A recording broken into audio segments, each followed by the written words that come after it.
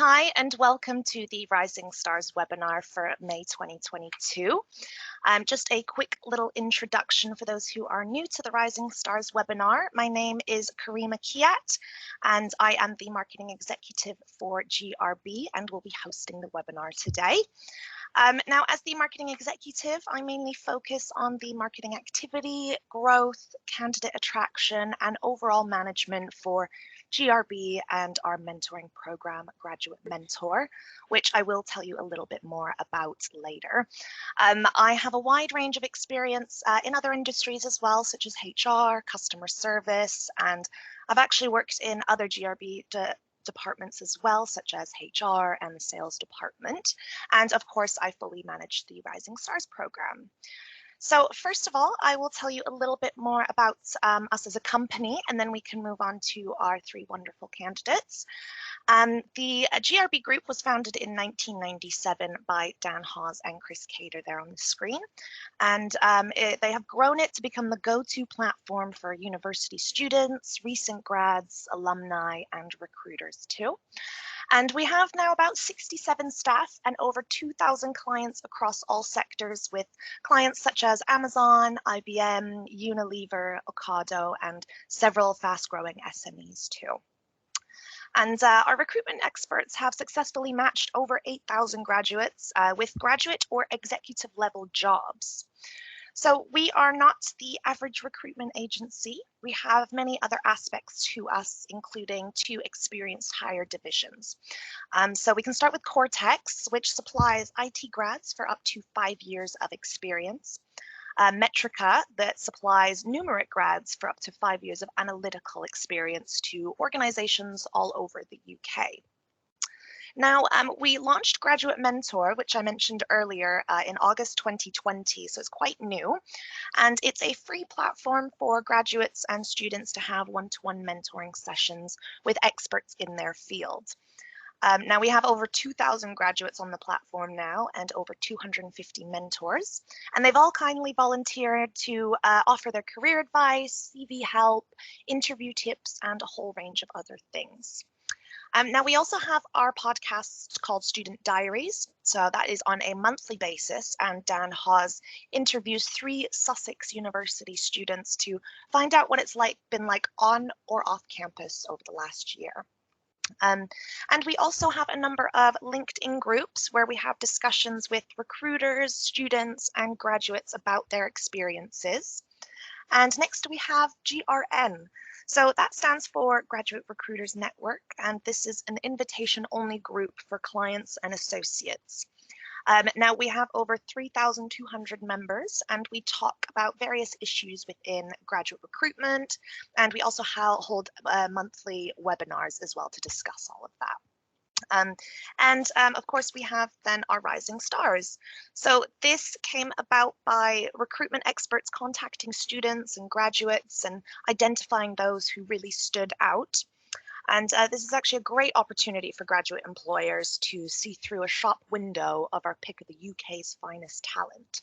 Now, every month, our team of experts carefully select and screen who they think are exceptional university students, which is essentially the best in class for 2022.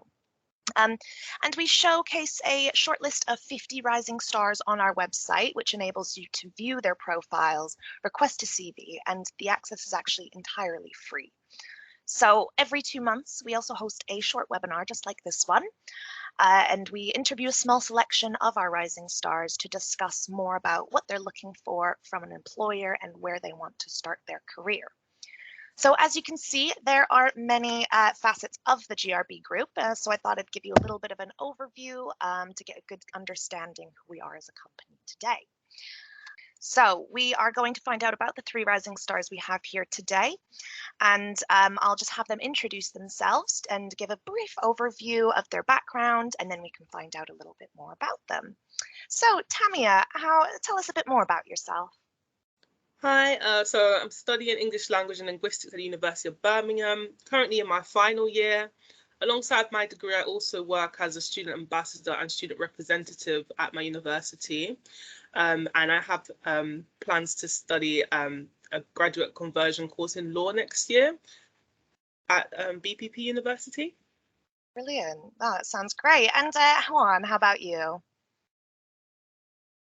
Hi, Karima. Thanks. I'm Juan Pablo. I come from Chile, and I'm doing a master's in business analytics right now. I come from an engineering background and then into consulting. Um, and other than that, I'm generally a sports enthusiast. I've tried every sport from rugby to triathlon, and it's a diversity I like to take into all my skill learning. Brilliant. All right, and Uma. Hello, I'm Uma. I'm also in my final year studying history and English at the University of Oxford. When I'm not studying, I'm also a massive sports fan. I've been rowing with my college for a while, and I also love netball and football. And I enjoy student journalism. I've been writing as a columnist for one of the student newspapers, which I've been really enjoying.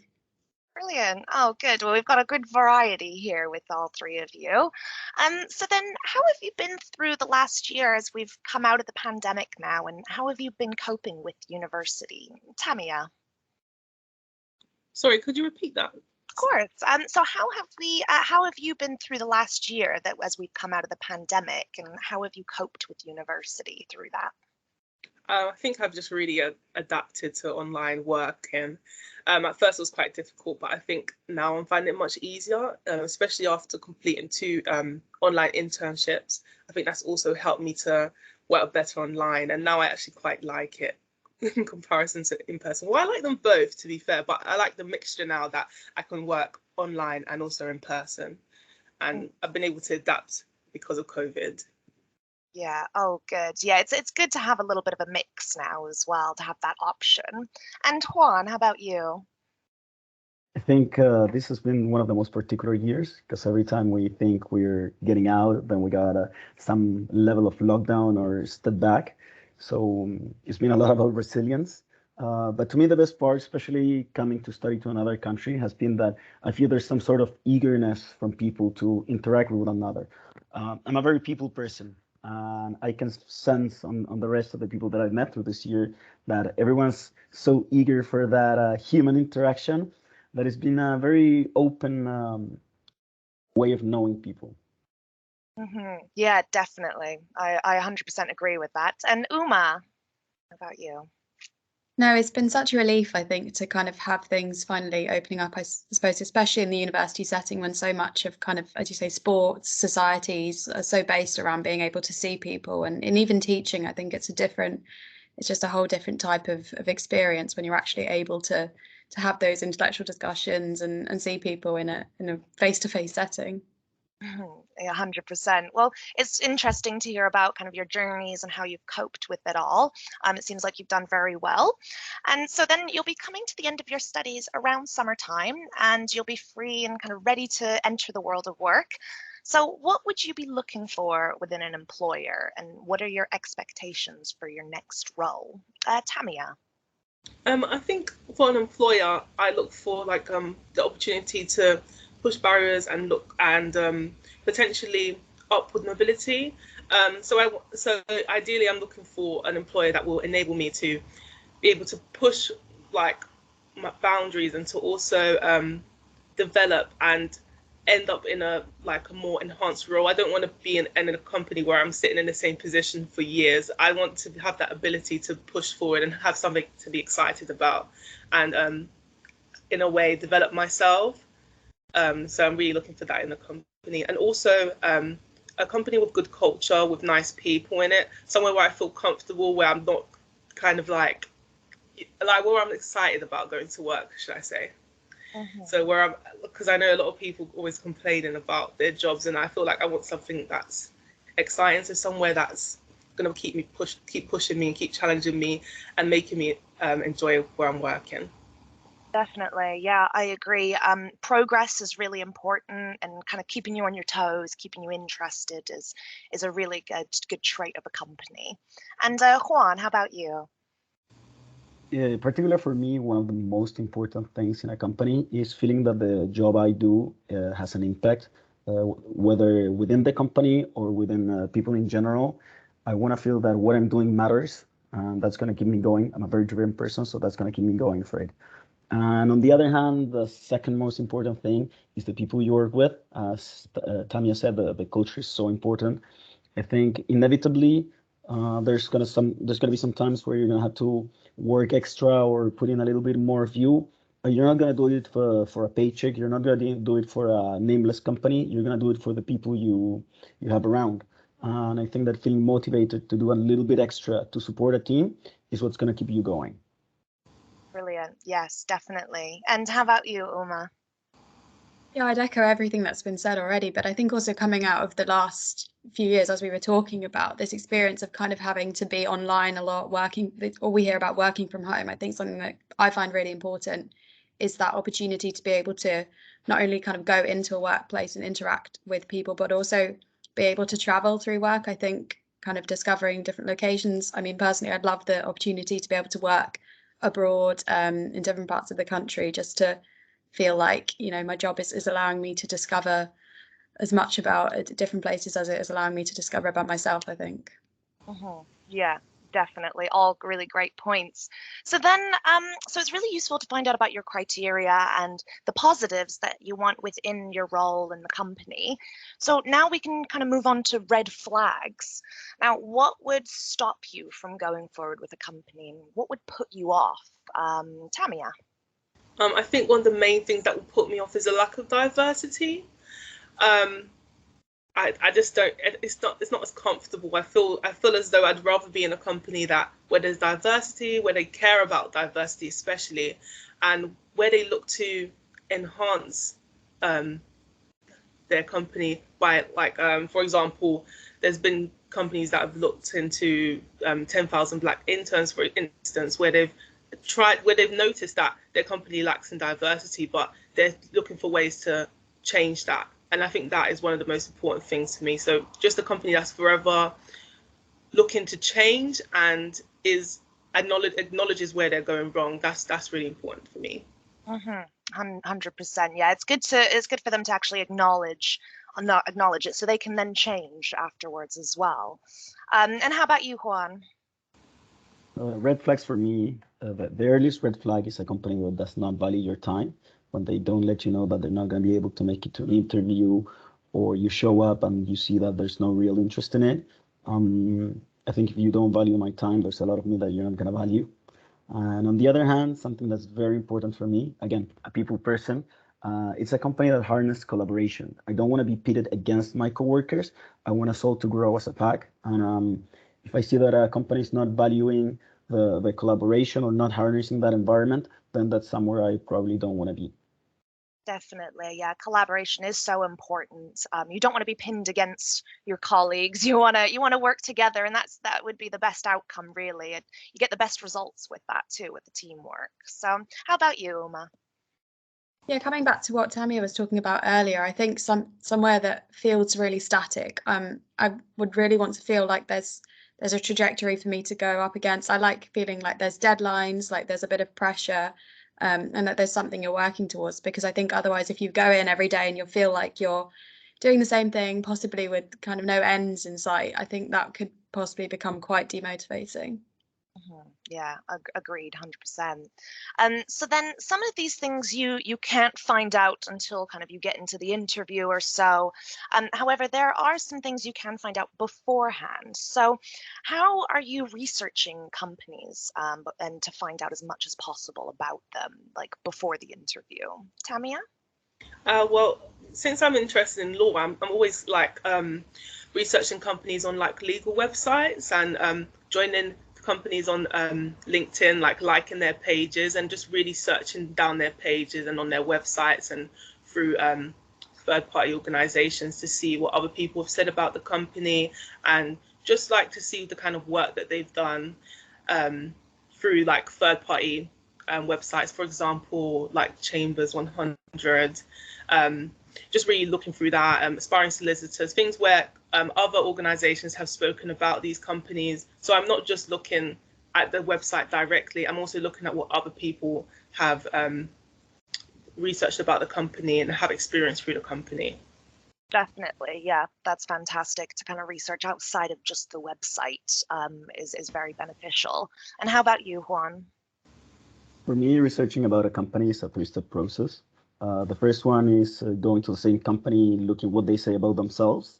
Then I go to see what others say about them, be it their employees at career fairs or in LinkedIn, or people who used to work there in web pages such as Glassdoor. And the third one, and I think that it's very, very important, is look in the news, what has come out about them, they have dealt with it. I think everybody has a little bit of dust under the rug, and it's not about never making a mistake, it's about how they dealt with it and how they moved forward. Yeah, exactly, 100%. And Uma? Yeah, absolutely. I think in our day and age, and it's so hard not to kind of listen to all that we're hearing about from social media about different companies and supposedly what's going on. But as you say, I think it's more about the response to things that happen. And I think also what's really useful for me is talking to graduates from my university nexus, I think, to see people who have potentially gone into the same area, because then you can kind of work out what the progression might be like for someone who has got a similar background to you and who's gone on to work for that company. Definitely, yeah. Getting firsthand kind of advice or something is really good to get as well. So for someone that's actually worked in that industry or that company, it really does give you a good insight into it. So what I'd also be interested to know is who influences you, for example, for your career decisions? Is it like friends, parents, lecturers? What do you think, Tamia? I think it's parents. Mostly for me, I think since I was young, since I was about 14, my mum has always spoken about how exciting it would have been if she could become a solicitor. And I think that's somewhat become installed in my head as a great idea to do. And I think since she kept going on about it, I started to look into it. And now it's something that I want to do, and I have wanted to do since about the age of 14, 15. And I think that's been my most I think that's been the biggest influence in my life, particularly. Oh, good. That's great that you've kind of been wanting that since at such a young age as well. That's brilliant. How about you, Juan? Well, I have to agree that parents are a major factor in this. But for me, I think of myself as someone who's follow maybe rather unorthodox career pathway. I am someone with a lot of interests. I try to look for people who I think that have those same mentality and have gone places where I want to go, and really learn from them how they steer their careers into that direction, so I can do something similar, but that's also congruent with who I am. Yeah. Oh, that's good to hear. And how about you, Uma? Yeah, absolutely. I mean, I'd say obviously, of course, parents and friends is important, but I think it's, for me, the most important thing is looking at people who are, I guess, high up in the careers that potentially I'd like to go into. I look at high up journalists, screenwriters, that kind of thing, and I look at the kind of paths they've taken, and what kind of values they've taken through their career paths to try and emulate that, I suppose, a little bit in the paths and the jobs that I'll be taking up. Oh, good. So then after you have discussed all of these aspects, or sorry, after you consulted all these aspects that we've discussed, what is the final deciding factor that would make you want to apply for a job? Tamia. I think for me, it's just that they really care about their employees, and that they're always, in a sense, looking for ways to help their employees develop.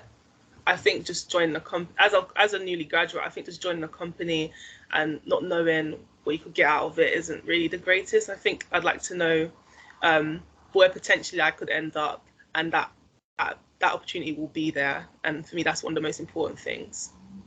Definitely. And Juan. I think that at the end, the deciding factor is something around culture fit. You gather all this information, but you will decide based upon, do I see myself in there, and do I feel like I want to represent what they represent? Definitely, yeah. You want to feel like you're comfortable in that place right from the start as well, because it can only get better from there, really, can't it? So, good. And Uma. I think the most important thing for me is a recognition by the employer that actually at this point we're still so early on in our career paths. We kind of have so much uncertainty regarding kind of what we want to do, where we're going to be, but the recognition that actually that's okay, and that this this employment opportunity is going to offer something to us that will really enhance our career prospects and that will show us and introduce us, I guess, to the world of work in a way that is going to really be reassuring, but also really helpful for the future. Exactly. Yeah. I mean, as a graduate, it can be a bit nerve-wracking going into your first proper career job. So it's nice to have kind of that transition and for them to be to kind of ease you into that. So definitely. Well, thank you very much for sharing all of your insights. It's honestly been great to know about you, and we wish you all the luck in your exams and the rest of the year. And I will just mention for those who are watching, you can access our Rising Stars profiles through our homepage, which is on the screen there. So you can see at grb.uk.com/rising-stars. So you can actually request an account right in the middle, and you can access any of our 50 rising stars, including these 3 today. And each will have a quick summary, and don't forget you can actually request their CVs as well. So if you would like to contact me with any questions, my details are on the screen there as well, along with my LinkedIn. And I just want to thank you all for watching our webinar, and we'll be back on the 20th of July with 3 more rising stars for you to find out about. So make sure to save that date. And I just want to thank Tamia, Juan, and Uma for joining us today and letting us know more about you and what you're looking for in your employer. So thank you.